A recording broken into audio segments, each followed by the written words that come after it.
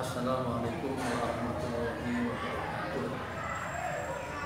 Alhamdulillah anak-anak bahwa pada pagi ini kita masih diberi kesehatan oleh Allah SWT, yang hal itu adalah selalu patut kita syukuri.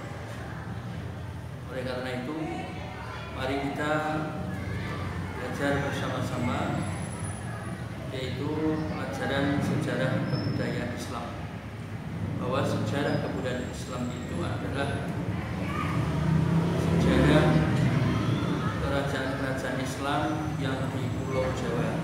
Ini adalah masuk pelajaran yang kedua, yaitu ini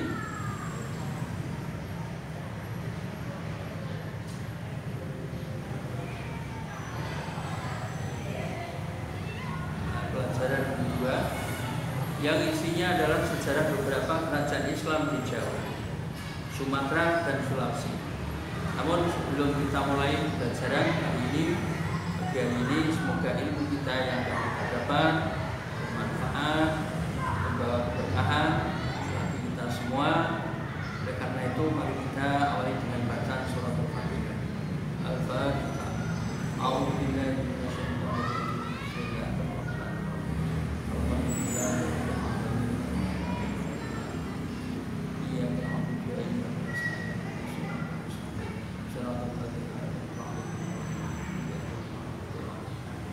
Terima kasih anak-anak. Kita lanjutkan, yaitu pelajaran yang kedua ini, sejarah beberapa kerajaan Islam di Jawa, Sumatera, dan Sulawesi. Yang pertama, mari kita lihat, yaitu kerajaan Islam yang ada di Pulau Jawa. Kerajaan Islam di Pulau Jawa. Mana sajakah kerajaan-kerajaan Islam yang di Pulau Jawa? Yang pertama, silakan anak-anak lihat di layar yang sudah kami tampilkan, yaitu Kerajaan Demak. Kemudian selain Kerajaan Demak, kerajaan Islam yang ada di Pulau Jawa adalah Kerajaan Banten.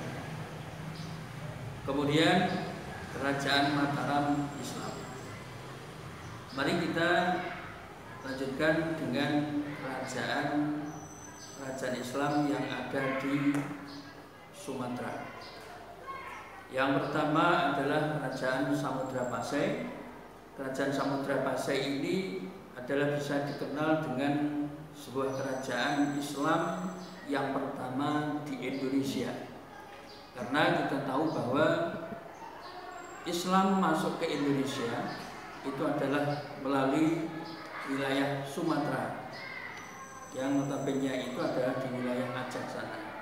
Oleh karena itu, kerajaan Islam yang ada di Samudra, yang ada di Sumatera, itu adalah Kerajaan Samudra Pasai, dan itu adalah merupakan kerajaan pertama di Indonesia. Yang kemudian kedua adalah Kerajaan Malaka. Dilanjut dengan yang ketiga adalah Kerajaan Aceh Darussalam. Ini adalah kerajaan yang ada di Sumatera. Berikutnya kerajaan Islam di Pulau Sulawesi, yaitu Kerajaan Goa dan Talo, yang posisinya adalah di wilayah Makassar. Kemudian Kerajaan Ternate, Kerajaan Tidore, ya, itu adalah kerajaan-kerajaan yang ada di wilayah Kalimantan itu tadi. Kerajaan Demak, kita mulai secara rinci mempelajari kerajaan yang ada di Pulau Jawa itu tadi, Demak. Demak letaknya itu adalah di Bintoro, Lagawangi, muara Sungai Demak. Ini merupakan kerajaan Islam pertama di Pulau Jawa. Kalau di Pulau Jawa ini kerajaan pertamanya adalah Kerajaan Demak. Kalau yang ada di Sumatera tadi adalah merupakan Kerajaan Samudra Pasai, yang itu adalah kerajaan pertama di Indonesia, kerajaan Islam pertama di Indonesia. Yang berikutnya pendiri Kerajaan Demak adalah Raden Patah.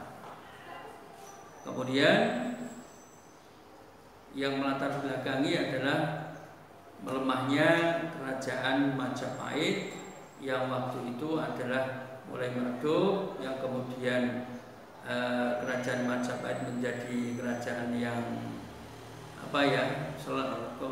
mundur, kemudian hancur, dan muncullah kerajaan Islam yang pertama, yaitu kerajaan Demak Bintoro. Raden Patah ini merupakan seorang pangeran yang berasal dari kerajaan Majapahit, yang kemudian kerajaan Majapahit ini selalu mendukung adanya kerajaan Demak Bintoro yang kebetulan dipimpin oleh raja pertamanya, yaitu Raden Patah, yang merupakan masih kerabat atau masih pangeran dari kerajaan Majapahit. Tahun berdirinya kerajaan Demak ini adalah sekitar tahun 1500 Masehi. Nama sultan yang pertamanya adalah sultan yang berkuasa Raden Patah, Raden Patah, kemudian Sultan Trenggono, Adipati Ulus, Sunan Prawoto, Joko Tingkir. Ini adalah Sultan Hadijoyo. Jadi Joko Tingkir itu merupakan seorang sultan atau seorang raja Islam yang kebetulan namanya adalah Sultan Hadijoyo atau dikenal dengan Joko Tingkir. Selanjutnya dilanjutkan oleh Adipati Ulus yang pada saat itu adalah penyerang Portugis di Malaka pada tahun 1513 Masehi. Yang dilanjutkan kemudian Fathahilah berhasil menguasai Sunda Kelapa pada tahun, yaitu tanggal 22 Juni 1527 Masehi, yang kemudian berubah namanya menjadi Jayakarta.